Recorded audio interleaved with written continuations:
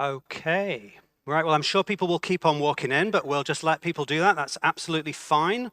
So let me get started. Right then, good morning. Welcome. Thank you very much for making it over here. I understand that you might have had a late night with the attendee party last night, and hopefully that has resulted in you having lots of energy this morning, full of excitement for all the cool demos and things that we're going to see in this talk today. I think that's how it works. So my name's Steve, and I am a developer at Microsoft. I work on the .NET team, and I particularly focus on web-related stuff. And that is what we are going to be focusing on today, the web. So the web is an enormous part of the software industry. It's the biggest deployed software platform in the world. I would strongly expect that more developers are focused on the web than anything else. Even though there's lots of hype in other areas, the web is still a dominant focus for developers. So hands up if you do something related to the web in some way today. So yeah, obviously it's just about everyone. It's certainly the great majority of people. And since so many people are working in this area, there's loads of change happening all the time, loads of innovation, always new ways to do things. And that's cool. It keeps us in jobs, and it gives us new and improved ways to do things. And that's kind of what we're going to talk about today. What's changing at the moment, what the big trends and patterns are, how web development is likely to look over the next few years. Okay, so in this talk, just to set your expectations, there's kind of two main parts to it. We're going to spend the first half or so, maybe 2/3, looking at what you might call web applications, things that usually result in some kind of user interface in a browser. And we'll look at lots of different web frameworks and look at what they're doing and how they're changing over time. And then for the last part of the talk, we're going to think about the server a little bit more, some stuff that's happening on the back end in the cloud, and the way that other web technologies, specifically WebAssembly, could change the way that that is done. I'm sure most of you have heard of WebAssembly. Many of you may have heard of WASI as well. But I don't know whether you've heard that WASI is going into its version 2 or preview 2 at the moment, which is very different from preview 1. So we're going to be looking at what the big new ideas in preview 2 are and how it's going to solve some of the big problems from preview 1. Okay? So let's get started with web applications and web UI. And to understand this, I find it helpful to have a bit of a timeline, so we can see how things have been changing. So we could start right back from when the web was first invented, right at the start of the 90s. And how did we do web UI back then? Well, there was only one way to do it. It was to render HTML from your server. And so you would have some Perl or Python or not really Python back then, it would be Perl or PHP, maybe ASP.NET, and they'd be running on your server, probably in a CGI bin directory, and they would be emitting HTML. It was all we knew. We didn't have JavaScript. We didn't know any other way to do things. Well, JavaScript wasn't even invented until most of the way through this, and even after it was invented, it was kind of nightmarish at that time. I mean, it's great now, but back then it was like an abomination. So people weren't really using it, and they were just producing HTML on the server. Of course, people still do this today. There's nothing wrong with that. And in fact, you might be doing more of this in the near future as well. But by about 2005, people started to outgrow this a little bit. There was this whole movement called Web 2.0, where people were trying to make richer user interfaces. And to do that, they had to start using JavaScript, even though it was still not very good back then. And so libraries came along like jQuery, which is still big today, and that made it more practical to build some bits of interactivity from your server-rendered HTML pages. But again, people started to outgrow this. So by about 2010, people wanted things that were a bigger application, and their jQuery code was getting too messy. They needed more structure, and so we started to enter the early phase of client rendering. So this is where libraries brought patterns like MVC or MVVM into the browser with JavaScript, and we had names like AngularJS and Knockout, Backbone, Ember, that kind of thing. And for about 5 years, that's how people were doing their cutting-edge web UI. But again, people started to outgrow it because their apps got even bigger, and these early client frameworks, they just weren't structured well enough to write a really big application. And the thing that really changed stuff is when React came along in about 2015. I think that changed the rules of the game a little bit, and that brought us into the modern era of client-side rendering with full spars, and various other frameworks came along after that to use some of the same ideas. Okay, so that's kind of where we are up until now. But again, we're starting to outgrow this. And this time it's kind of to do with the performance and compatibility, because we're writing so much code that goes into the browser now that it's starting to be a drag, especially on lower end devices. And some of these client-side frameworks are starting to say, hey, there's this whole untapped resource here, the server. Couldn't we run our client-side logic on the server? You know? And so we're seeing the movement of frameworks like React is now running on the server inside Next, or Vue is running on the server inside Nuxt, and various other frameworks that are combining the power of the server and the client in new ways. And that's what we're going to spend quite a bit of time looking at this morning, and how different frameworks are approaching that. So the biggest idea in this space, and there's various ideas, but the biggest one that we're going to start with is the idea of server-side rendering as the first class thing. The first thing that you're doing, server-side rendering for as much of your site as possible, and then just having bits of interactivity in little islands where it's required. And we'll talk about the pros and cons of that in a minute, but let me just start with a demo, because we all love seeing some demos. Okay, so just in case you didn't realize, this is a technical keynote, so there's not going to be that much slides. There's going to be mostly demos and code. I hope you'll manage to follow along. Some bits might be a bit advanced, but even if they are, don't worry, because I'll move quickly and we'll keep moving on to new things, and you can just pick up whenever we get to the next bit. All right, so let's have a look at Next and how it uses React on the server. Okay, so let me just start up this application that I've got. I'm going to move into my Next dashboard and do an npm run dev to get that started. Okay, so the site that I'm trying to build here is some sort of like management portal for people who run software development teams. Okay, so if you're a software engineering manager, you'd want to know about like your staff and your projects and stuff like that. And then I've got this dashboard page over here, and inside there, we can see the status of the current builds, we can see the issues that have been filed, and then my favorite bit is we can keep track of all the employees, exactly how many lines of code they've written today, if they've been wasting any time, and then we've got cameras pointing at them to detect their mood and you know, figure out how we should manage them. So I call this surveillance-driven development. I think it's probably the future of engineering management. I can't think of any drawbacks to it anyway. So we'll get back to this in a minute, all right? But first, let's just see how this site is working and what we can do to improve it a little bit more. Okay, so like I said, this is a server-rendered site, but it is built with React components.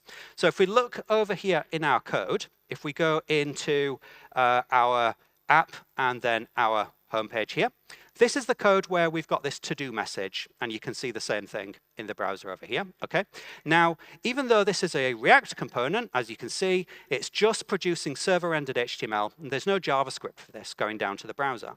So if we want to see in our HTML sources, if we search for to-do, : you can see, it's very difficult to read, but you know, there we go. There's the actual HTML that's been emitted from that specific component right there.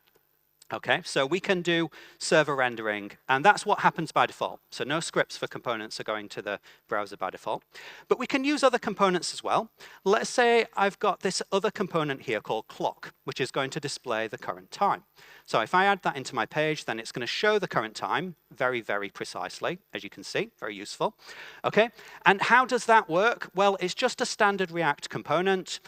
So it works with server rendering by default. Here's the markup that that's going to emit. But it's also aware of whether it's running server-side or client-side.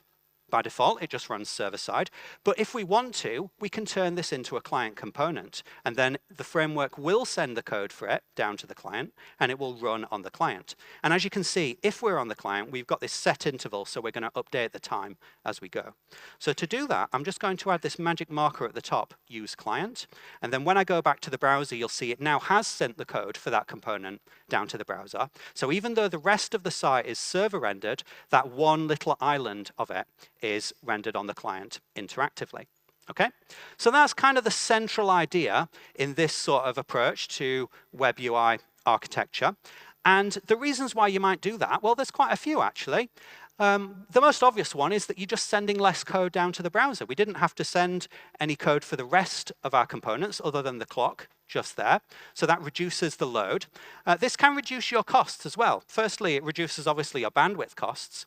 But if you're using some framework like Blazor, which either works with WebAssembly or a WebSocket connection, it can be advantageous not to have to use either of those. If you don't need WebSockets or WebAssembly, then just don't, just have HTML. That can reduce your hosting costs. It also means that you can have better compatibility. So if you're trying to have users with low-end mobile devices, maybe it's quite slow for them to download and execute large bundles of JavaScript. So just plain HTML is going to work better for them. This one's a little bit funny. I don't know if you'll agree with this, but it means that as a web developer, you will spend more of your time thinking about traditional HTML concepts rather than concepts that are specific to a UI framework. So you won't think so much about React or Vue or whatever. You'll think more about HTML and how the web sort of intrinsically works. So that gives you slightly more like timeless and transferable skills, whether or not you like that. And then finally, of course, it doesn't stop you from having as much interactivity as you want. And we've had this term progressive enhancement for many years, and now it's applying in this new way with these frameworks that can progressively enhance server-rendered HTML with client-side execution. Okay? So we've just looked at Next.js, which is built with React, but there are many other frameworks that are starting to do the same thing. Most of them are tied to specific UI frameworks, like Next is the server framework for Vue, SvelteKit is the server framework for Vue, Blazor is the server framework for Blazor. It's a bit confusing, but it is, and so on. We'll look at some of these others as we go. And what I think is an interesting thing to observe is that they're all kind of agreeing with each other about what sort of features are needed for this architecture to be effective. So let's have a look at each of these 4 features and how they show up in different frameworks and what they accomplish. But also, I don't want you to think of these features as just magic. I want you to understand how they actually work inside. So for some of them, I'll show you how you could implement it yourself with a bit of JavaScript without even needing to have any kind of third-party framework. All right. So we've already looked at server-side rendering, and that's kind of easy to understand. We take stuff that would normally run on the client, but we run it on the server. Now, there's also a slightly more advanced version of that called streaming server-side rendering. And the point of this is to overcome one of the limitations of traditional server-side rendering, and that's to do with the first load performance. So let me show you that. I'm going to continue showing you that in Next for now, before we switch to another framework. So let's go back to our dashboard, okay? So I'm going to click on this link, and I'm waiting, just waiting for it to load right now. Still waiting. Ah, there we go. It finally shows up. Good. Now, if I click on reload again, I reload, and I'm waiting, and I'm still waiting, still waiting. OK, there we go. So why does that take so long to load? Let's have a look at the code inside there. All right, so this is the code for the team activity page. And you can see the place where it gets its data from is by making this call to a back-end service. And that takes a little bit of time because it has to check in with all the cameras and the AI systems and things like that. So we have to wait while this is happening. And that's one drawback with traditional server rendering is that you have to do all of your API or database calls before you can render the HTML. But with streaming rendering, we can overcome that. So let me show you how this is approached in Next, firstly. Okay, so here is our page for the dashboard, and you can see we've got the team activity in there. And inside React, there is this component called suspense, okay? And suspense means don't wait for this thing to finish loading. Just display this fallback content while it's loading, and then afterwards, swap in this content when it's ready. All right, now let's see what effect that has. So now, if I hit the reload button, we wait a moment for other stuff to load, but then instead of waiting for team activity, did you see we just saw a little spinner instead while that came up? So that's a slightly faster page load, or it feels it, because you see the rest of the page first. And we don't have to just have one of these. We could put suspense around all the slow parts of our site. Okay, so let's put one there, and we'll put one around here as well. And then let's go back, zoom out a little bit. Reload. Now you see we get 3 independent spinners, and these 3 different parts of the site can load independently. And the user doesn't have to wait for the slowest parts. They can just start interacting with the site straight away. So that's pretty cool. That improves the experience of server-side rendering. And it's not specific to Next. Actually, most of these frameworks have got an approach like that. I'm going to show you how this is done in Blazor now. Now, if you don't know Blazor, Blazor is a web UI framework for .NET. I know there's a lot of .NET people here, so I think most of you probably will have heard of it. But even if you haven't, or if you don't like it for some reason, whatever, it doesn't matter. Just think of it as an illustration of various concepts here. I'm going to show it quite a bit because it just so happens that I work on Blazor, so this is very convenient for me. So we need a scenario for our Blazor application. Let's think of some kind of web application that we might want to build. I've actually got an absolutely amazing idea, which I love. It's brilliant, and I can't believe that no one has thought of this before. It is my idea, so don't steal it, okay? So what this is about is the following. Okay, so has anyone ever heard of this? Okay, this is a TV show called Twin Peaks from the 1990s. People heard of it? No? Okay, a few people have heard of it. All right, so cult classic TV show from the 90s. It doesn't matter if you've never heard of it, all right? It's just a TV show. And in this show, people drink quite a lot of coffee. Okay, anyone ever heard of coffee? Okay, yeah? All right, well, it doesn't matter, even if you've never heard of it. All right, it's just a drink, and it shows up a lot in this TV show. And having these two things together is, of course, incredible and brilliant. And I think I can make a lot of money by making a web application that allows people to keep track of when people drink coffee in Twin Peaks, right? Obvious business success there. So let me show you what I've started building already. Here's my site, Coffees of Twin Peaks, okay? And this allows us to keep track of when people had coffee right from the very first episode with that heartwarming moment where Laura Palmer got killed, right down to the very final heartwarming moment where Cooper gets attacked while drinking coffee, okay? And all the other coffee moments that we know and love from the years. It's making me tear up a little bit. Okay. All right, so we can also do things like we can search for particular series in there. Let's say we just want to know about series 3, or maybe we want to know about all the times where someone has been eating a donut while drinking coffee, and we can see that it's all the law enforcement agents. So, you know, some good cliches in there. Excellent. All right, so we're going to build some good features into our Coffees of Twin Peaks app, starting with streaming rendering. So you may have noticed that when I first arrived here, it took a moment to load. So we just wait about 1 second or so, or whatever fake delay I've put in for it to make sense, okay? And when I click on this button here, again, well, let's just change this. I'll click on clear, and we wait, and then it shows up. All right, so we're waiting a moment for some database call to complete. And we could make this feel a bit faster to the user by enabling streaming rendering. So let's do that. Okay, so I'm switching over to a different VS Code window. I'm using this nice Solution Explorer that's just become available in the last week or two. Pretty cool way of working with .NET and VS Code. And I'm going to go into my search page here. Okay, and this is where at the top we've got this form with the search controls. Below that, we're trying to show the results if we've got some. And down here, this is where we do a call to the database.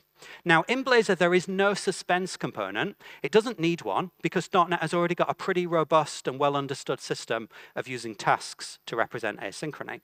So if we want to enable streaming rendering on this component, all we do is we just add an attribute of stream rendering, okay? And then, hopefully, we should see some slightly nicer behavior. So when I'm back here and I click reload, you'll see I see the loading state while we're loading, or if I click on the search, we see loading. And the way that works is very simple. It's simply that when the page starts, it's going to do this call to the database, and it's asynchronous, so the results will initially be null. And then in the rendering logic, if the results are currently null, we'll say loading. Otherwise, we'll display the results below. Okay, so pretty straightforward, and that's how you would have built your component anyway, even before we started switching to streaming rendering. So in .NET 8, Blazor is doing server rendering by default. So inside my UI here, I am not using WebSockets, I am not using WebAssembly. This is just plain HTML going from my server into the browser. And so I don't have interactive features, but I do have the ability to do things like streaming rendering. Okay, now how does this actually work on the inside? So far I've made it just look like magic. Let's see how it's not magic and how you could in fact implement your own streaming rendering without even using any framework features. So to do that, I'm going to do it in C#. I'm going to switch over to my main program CS file, and I'm going to start writing a very sort of basic retro version of streaming, and then we'll make it a bit better as we go. All right, so I've got an endpoint on my server now, which is going to start by, it's going to do a loop, and then on each iteration, it's going to write hello to the response, and then it'll wait a little bit, and then it will do the same thing again. So if I go to this endpoint in my browser now, then we'll see that it says hello, 0, 1, 2, 3, and so on. Right, there's no magic or special thing going on here. That's just a slow HTTP response. And we can see it even more clearly if we do the same thing in curl. So if I go to my command prompt and make a request to that, you can see no magic, it's just a slow HTTP response. And that's how we could add content to the page incrementally without needing to switch over to client-side rendering. But how can we update content that's already there? Well, not too hard, actually. Let's just add a little bit of extra code in here. So I'm going to do not that. And firstly, I'm going to set the response content type so the browser really knows this is HTML. I'm going to produce a bit of markup that says, hello, the time is, and then I'm just going to display a loading state in there. All right, so right now it says the time is loading, and it just does all this other stuff, okay? Now, what time do I want to put into here, or what content do I want to add to the page? Well, I'm going to add a little bit of content on each loop of this iteration. Okay, so on each loop, I'm going to emit a block of template content, which contains the markup that I want, the time, that is, inside a bold tag. And then I'm going to say where I want it to go in the UI. So I'm going to use this custom element called add streaming block, and I'll say I want this content to go into the thing with the CSS selector hash time. So that's this thing with the ID time. Now, template does not get rendered in the browser by default. So if I reload over here, you won't see that anything has changed. But if I did this in curl, you will see that this markup is in fact going to the browser. So all I have to do now is add a little bit of standard frameworky script that makes that element cause this content to go into the DOM. Okay, so I can do that with a bit of script like follows. Okay, so I'm defining a meaning for the add streaming block element here. And I'm saying that when this element gets connected to the page, we'll find the content that's in the previous template element, we'll figure out where we want it to go in the page based on that attribute, and then we'll use this very basic technique for just updating the content in that part of the page. A real implementation would be a bit more sophisticated, but this gives you the core idea. So now, if I go back over here and reload, then you'll see while it's loading that this clock is updating. And we didn't have to switch over to full client-side rendering. It's still server rendering, and the only script is just some standard thing that could be part of a framework. So that's really all there is to it. It's not magic, and that is how we're able to do things like this, where different parts of the page get updated with content while it's loading. Okay? So hopefully that gives you some intuition for how this could actually work. All right? So that is streaming rendering. Right, now let's move on and talk a bit about another feature. So enhanced navigation. This is designed to overcome another one of the limitations of traditional server rendering. So with traditional server rendering, each time the user clicks on a link, the browser throws away the entire page completely, loses all its state, and then fetches the new page entirely from scratch, including any content, any static resources that it references, except if they're cached. So you're losing all your state, and you get this kind of jarring experience each time you go from one page to another. Client rendering is a bit more efficient because it doesn't have to fetch everything again each time you navigate. So could we get the benefits of client rendering even when we're doing server rendering? Okay, so I'm going to show you this now from the perspective of another framework called SvelteKit, because I think that's the one that uses this term enhanced nav first, and they perhaps do quite a lot with it. So SvelteKit is a server-side framework for working with Svelte, which is another client rendering technology. And I'm going to start up a Svelte application just now. Ignore that warning, it's irrelevant. All right, now this Svelte application is basically just the default project templates for Svelte.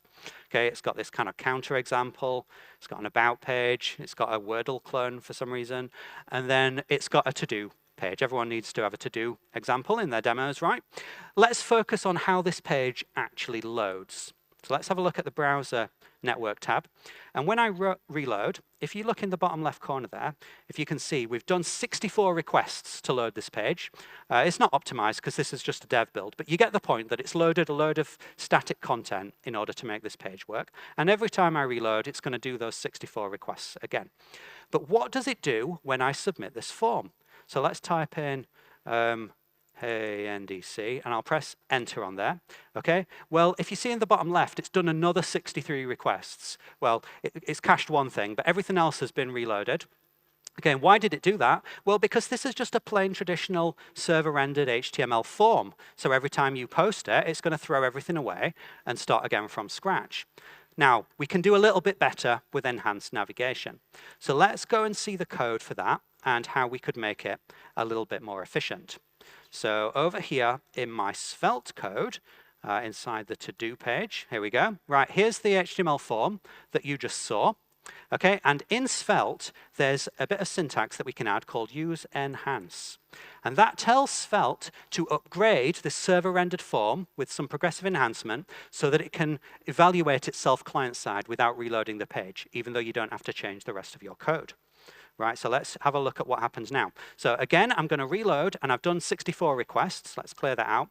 And now I'm going to type in another thing, and I'll press enter. And we'll see this time it didn't do 60-something requests. It just did 2 requests. And those requests, in fact, are now fetch requests. So some standard code that Svelte provides is evaluating that form submission using JavaScript and fetch. We don't have to change our code as a developer, but now we get the benefit of not having to reload this page each time the form is submitted. And it can do other cool things like retain DOM elements as well.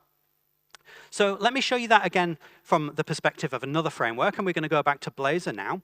And this will allow me to show you that it's not just about performance, but it's also about practical user experience details as well. So let's go back to our search form here, okay? And you might have noticed that I've got this advanced option up here. And when I open that, I can now search for coffee at specific locations, like yummy crime coffee. Here we go.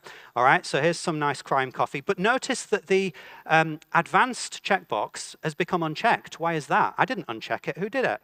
Let's try again. I'll open it and I'll click submit. And oh, it just becomes unchecked again. That's kind of annoying. Is it a bug?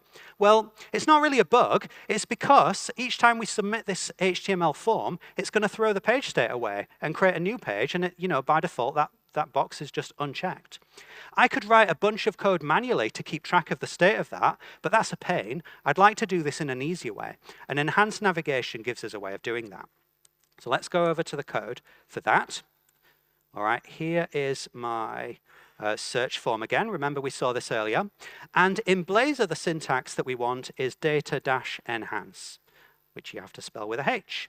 All right, and that is going to tell Blazor that, yes, even though this is a server-rendered form, I want you to progressively upgrade this to execute client-side if the script's available. All right, so now let's reload and see what happens. Okay, so I'm going to open my advanced box, and I'm going to click submit. And you'll notice that this time it does not uncheck itself, because we can mark specific parts of the page to preserve their state across these enhanced navigations.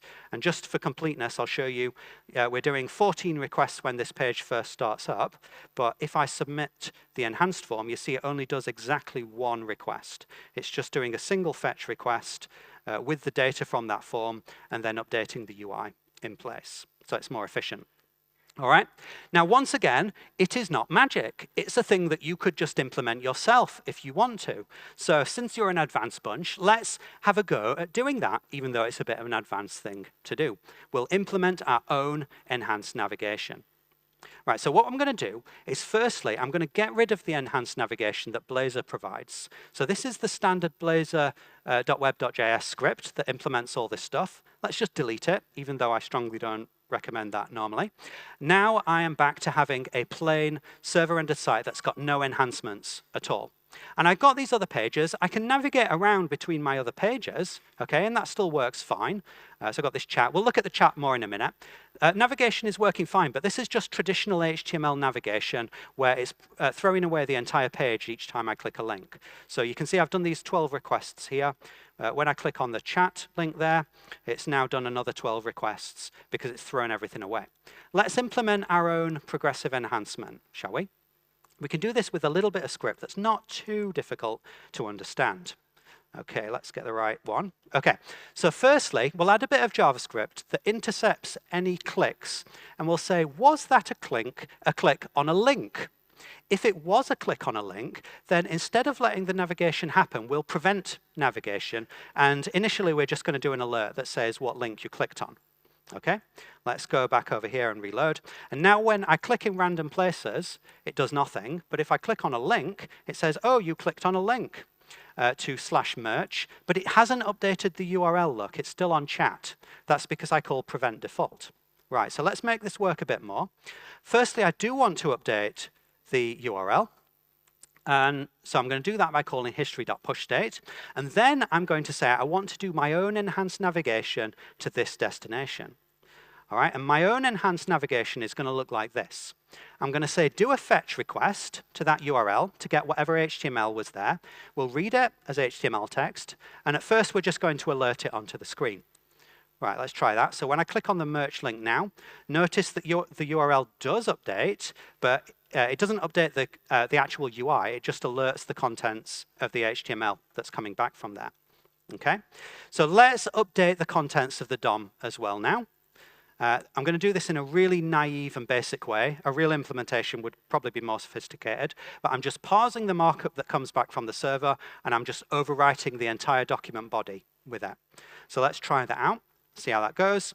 And now, as I navigate, you'll see that it does update both the URL and the contents of the page, but without doing full page loads. So if we look inside our network tab here, let's clear the number of requests back down to 0, and then I'll click on this merch page here. You'll see we've now done exactly one HTTP request, which is a fetch request for that merch page, and everything else is updated.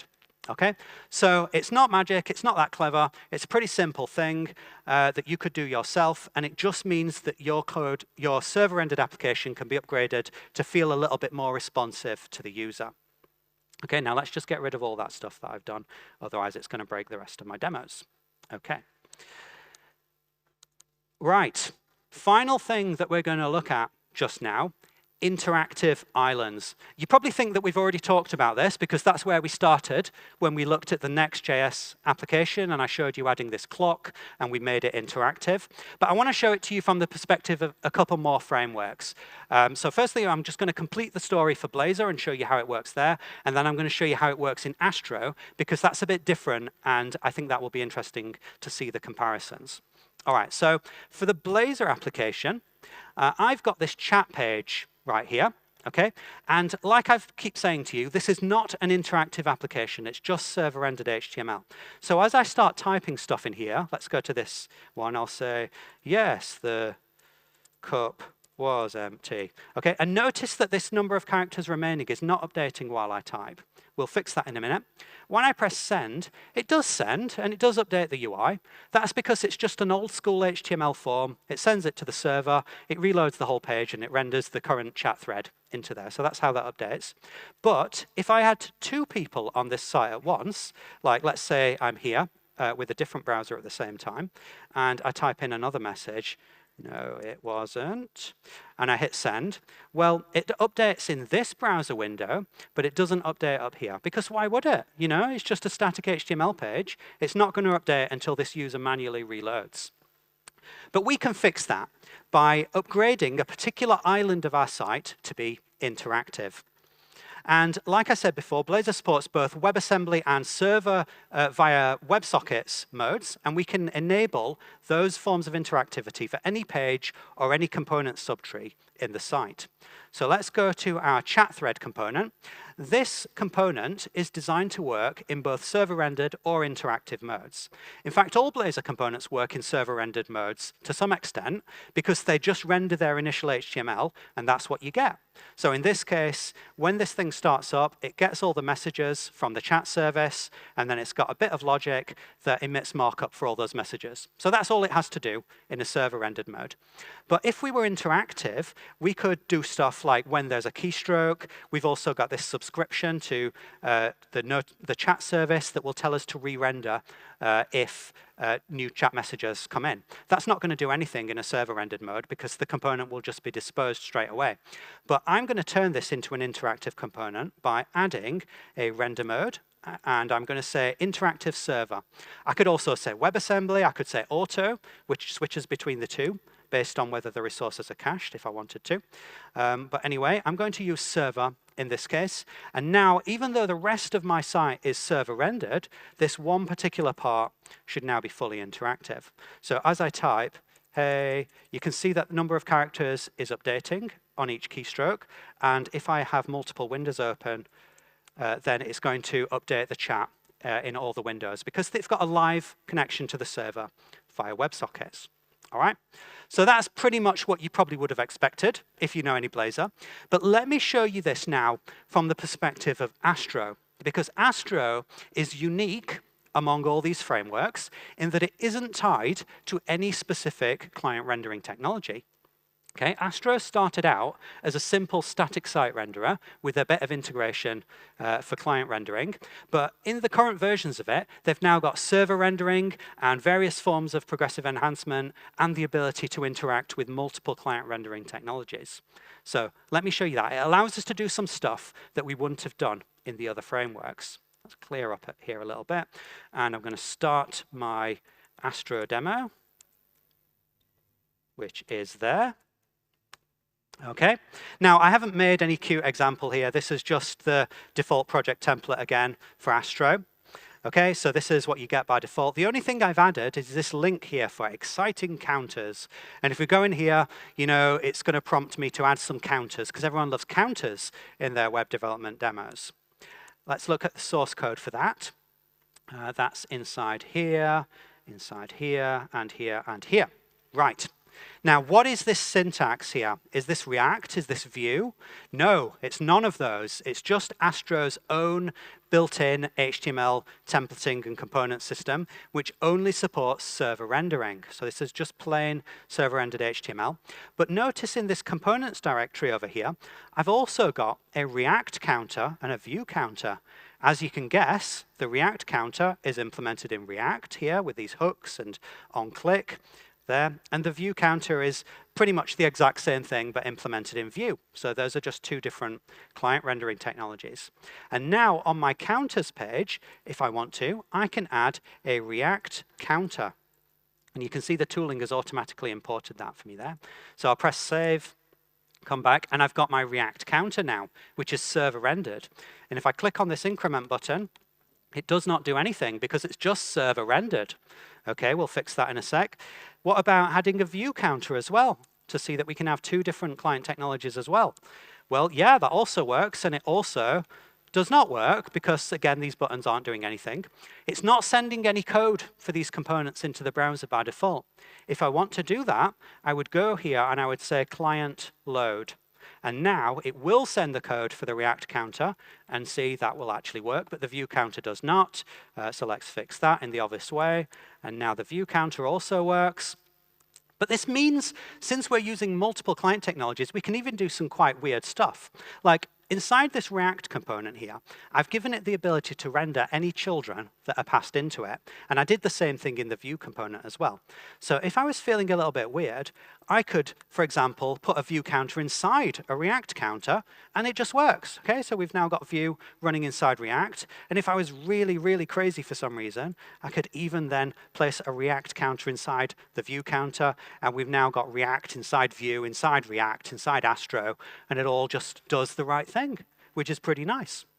Okay, so that hopefully gives you a bit of an overview of what these kind of technologies are doing now and how these client rendering frameworks are trying to make a move onto the server to take advantage of the performance of server-side HTML rendering, but without giving up on the benefits of client-side performance and interactivity.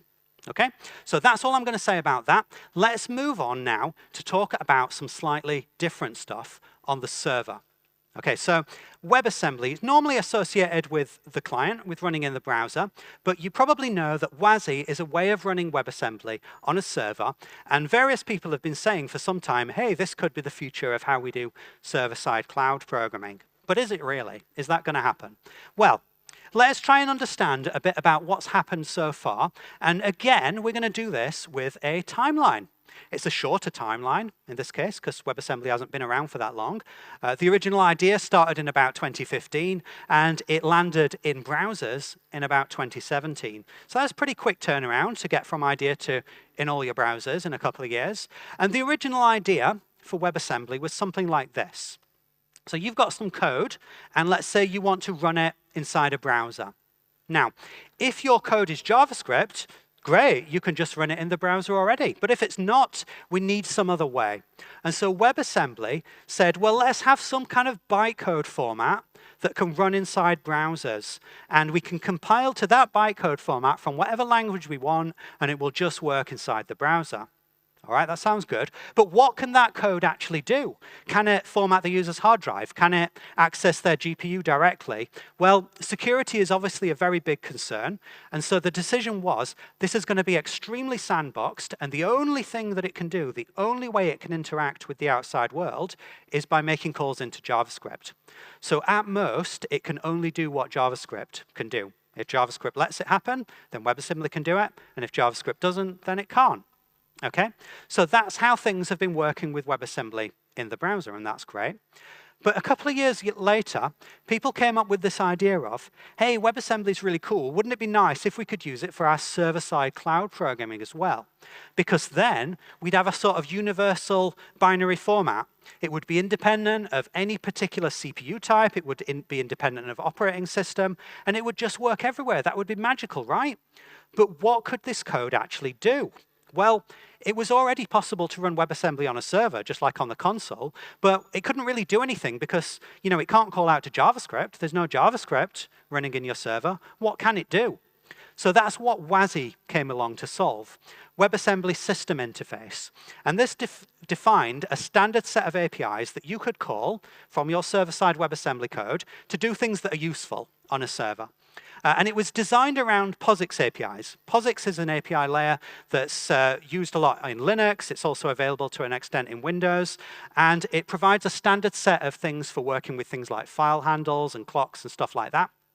Okay, and it was a sensible choice to design it like that for the first version of WASI, because at that time the goal was, let's just get existing code to work. So we need existing code that already assumes POSIX. It should just work if we support those kinds of APIs. And that made sense at that time. But this is not the future. It's not the future of WASI. There are some big problems with this form of design.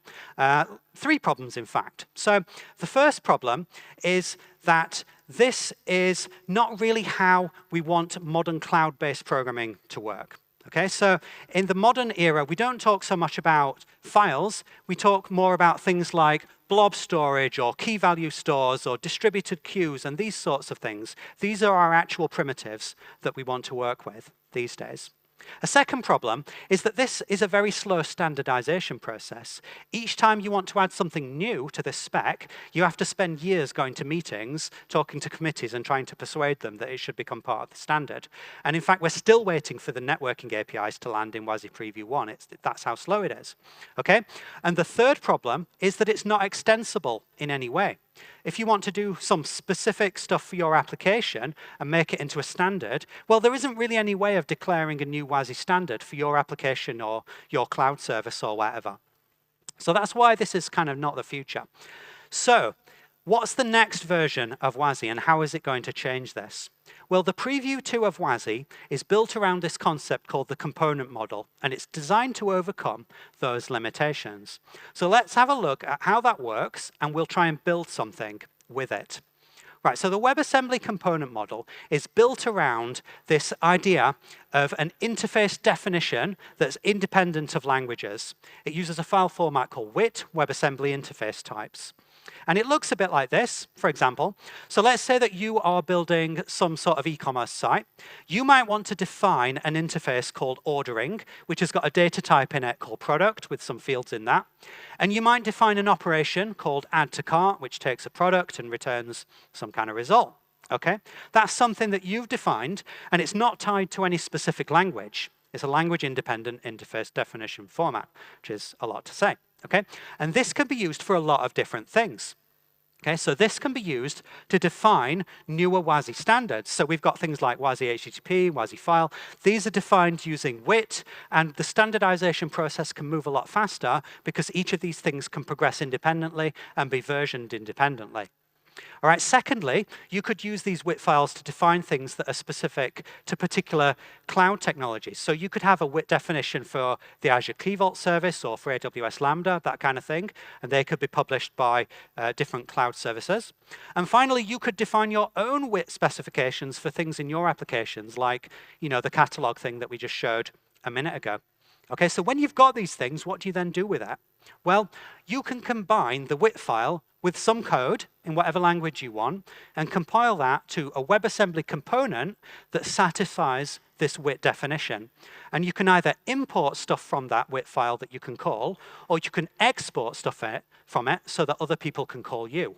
All right, so then maybe you write some code with some other language as well, with some Rust to make another component, or with some .NET to make another component. And if these all agree about what WIT specification they're working with, then we know for sure that they can all work together at runtime, and it's actually going to work. Okay, now this is not just about interop across languages. That's been a problem that's been solved in many ways over the decades. This is about using the benefits of WebAssembly here as well. So as well as working across different components, we also get the same strong sandboxing. While all three components are working together, they're still independently sandboxed. So when you take a dependency on something, you don't really have to trust it, okay? You don't have to trust that it's not going to read your memory or poke bad bytes into different bits of your buffers. You don't have to trust whether it's going to access the file system or whatever. Each component is still independently sandboxed, even though they're able to talk to each other using the protocols defined in those WIT files. Right? Now let's make this a little bit easier to understand by making some WebAssembly components ourselves. And the example we're going to use, just because it's easy to understand, is Markdown formatting. Let's make a command line tool that takes in some Markdown file and spits out the corresponding HTML. And we're going to do it with a set of WebAssembly components. So firstly, we're going to build the command line tool itself in Rust, compiled to WebAssembly, but we won't implement Markdown formatting inside Rust. What we'll do is we'll define Markdown formatting in a WIT file, and we'll import that so we can just call it, even though we don't have an implementation. Now, we need to provide an implementation, so we'll write an implementation in Go, and we'll export that using the same specification, and we'll see that those things can work together. And then just to show that this is not specific to Rust or Go, we'll also implement an implementation of the same thing in C# and compile that to another WebAssembly component. And again, we'll show that all the stuff just works together. Okay? Right, now let's go and have a look at some Rust code then, because we're going to start building our command line application. You don't need to know Rust, because this is very simple. Okay, all we're going to do in our Rust code is we'll print a big block of stuff so you can see it's running, and then we're going to read in some content from standard input. So I can either type stuff on the console, or I can pipe a file into it, and that will get read into this variable. And then initially, we'll just emit it back to the output. Later on, we'll do some actual Markdown formatting. Okay, let's start by compiling that to WebAssembly. Okay, and I could do cargo build and all that stuff to compile Rust, but there's a few flags I need, so I've just got a script that's going to do that build, and that's going to produce my binary now, hopefully, on disk. So if I have a look, then we should see that this is the file that we've generated literally just now. Okay, and I can run that. It's a WebAssembly file. I could run it in any WebAssembly runtime. I'm going to run it in WASM time, and we'll see it prints out that message, and I can type stuff in, so that's the standard input.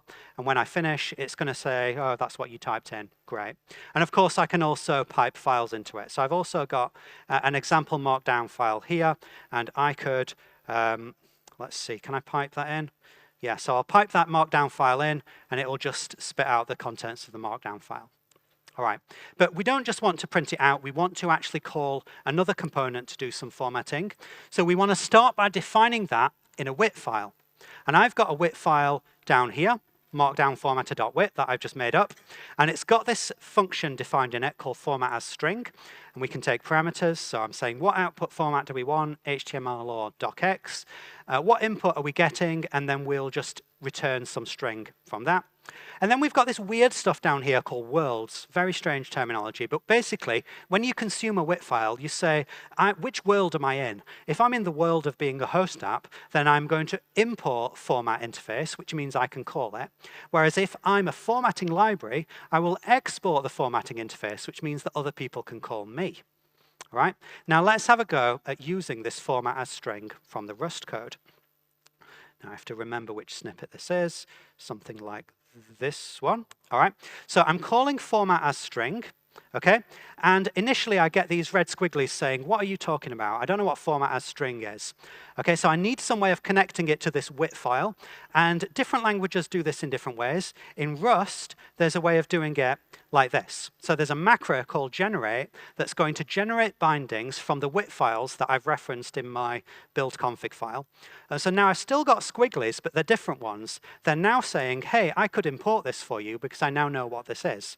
So I'll import that. I'll also import output format as well. So that has just generated this use thing, which is importing all this stuff that's been generated. And now, if I build again, so like that, then we will now get an actual WebAssembly component that uses that WIT specification. And if I try to run it now, it won't actually work. It will say, I'm sorry, I don't know what you're talking about. You're trying to use this thing called Markdown Formatter, but you haven't actually provided an implementation of that.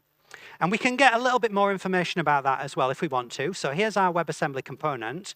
And I can use some tooling called, let's see, this. Okay, WASM tools component WIT, and that will output the WIT specification from this individual component. So it says it exports the ability to run. It also imports a bunch of standard stuff from WASI to do with being a console application, but it also imports this markdown formatter. And that's the unmet dependency that we need to resolve right now. Okay, so we've got our command line tool in Rust. We're now going to provide an implementation, and we'll do that in Go. Right, let's find our Go code. It's over here. Right, you can see my Go code doesn't do very much right now. It just prints a message to the console. And I can compile this to WebAssembly pretty easily. Let's do that. So I'm going to go into my Go code. And again, I've written a build script just so that I don't have to remember the command line arguments. And when that does the right thing, then, oh, actually, it's going to fail because in my build script, I passed some flags saying, hey, you are going to export something defined in this WIT file. And I haven't actually done that yet, so of course I get a build error saying, hey, you didn't export the thing that you were supposed to export. So how can we do that? Well, there's a tool that's designed to work across multiple languages called WIT bindgen. And WIT bindgen says, OK, which type of language do you want to generate code for? In this case, it's TinyGo. What code are you generating? I'm generating the formatting library based on this particular WIT file here. So if I execute that, it's going to generate a bit of Go code, and I'm going to be able to use that to satisfy this interface. So now back in my Go code, it's generated all this stuff. It's quite hard to read, especially if you don't know Go, which I don't really. So I'm not going to try and understand that. I'm just going to make use of it to provide an implementation. So let's do this. Okay, so I've implemented my WIT-generated code here, and I'm saying that I'm providing an implementation of Markdown Formatter, which is this struct, and that struct has got this function on it called format as string, and it just says hello from Go, which is obviously fake right now, but we'll just go with that for a minute. All right, so if I call build again, this time I should not get a compile error, and in fact, in our directory here, we had only one component before, but now we've got two. We've got our Go component as well. And I can run these two things together. The command for doing that is a bit hard to remember. So again, I've made a script which is going to combine the CLI, which is the Rust code, combined with our Go implementation, and it's going to feed example.md into them. And these two components will work together, and the Rust will be able to call into Go, and everything just works. All right, so that's not a bad start, but it still doesn't actually do Markdown formatting. Let's do that for real now, shall we? So here's my full implementation. Let me just start that building because it takes a while. And what that does now is it imports all this Markdown stuff from Go package management, and it's got this actual implementation where it parses the incoming stuff, it creates an HTML renderer, and then it actually renders and produces the output from that. Okay, let's just wait for that to build. There we go, it's done that. So if I check my directory again now, you see the file is quite a lot bigger because it now includes all of this markdown formatting stuff, but hopefully it will now actually work for real. So if I run that, you'll see it now actually does format my markdown to HTML. All right, so that's good. We've got two WebAssembly components working together. But I also promised you that I would show you we could do the same thing with C# to also generate WebAssembly Preview 2 components using some experimental stuff. Right, so over here, I've got Visual Studio. I've got a project called .NET Formatter. And you may notice a slightly odd thing about my project is that it doesn't contain any files whatsoever. It's completely empty. But I have set it up to target the WASM build target. And I've also referenced these packages that allow it to generate native WebAssembly code. It's a slightly different way of building to WebAssembly that you might have seen before. But the point of that is that when I do build that, let's do a rebuild, you will see that it actually does go through this slightly extra phase now where it generates some native code and it eventually produces some actual WebAssembly file on disk. Okay, that's good. But it doesn't do anything yet. I want to make it use this WIT file. So how can I connect my .NET code to that WIT file? Well, it would be really nice if I could use WIT bindgen again, because that's kind of how these things should work. But that's not implemented yet. So let's just get into the right directory. All right, so I can't use WIT bindgen because it doesn't support .NET yet, but we are talking, and maybe it will support that in a little bit. It would also be nice if we had some tool like this, .NET WIT, that maybe you could point it to a particular WIT file and it would generate some code for you. Now that does not exist either. This is just some sort of hacky internal prototype, but you get the idea of how it could work if we implement support for this. So what I've just generated there is I've got this WIT generated folder, and that contains this interface now, which has been generated, and it looks a lot like that WIT file, but now expressed in C# terms. And ideally, all this WIT generated stuff would be hidden away somewhere, but it isn't right now. And then we've also got this format class, which right now it just throws a not implemented. Okay, but that's a decent starting point. Let's rebuild that and see if we can use this with our Rust CLI application.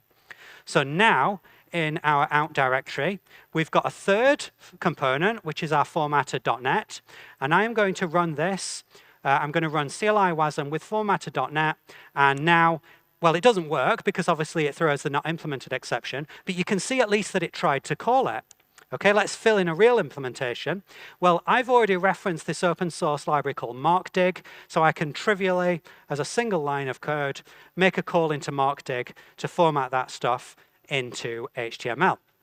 And hopefully we've then got a fully complete implementation of our WebAssembly component. Let's go back over here. And we'll try doing the same thing one more time. And you'll see now we do get our Rust code calling into .NET.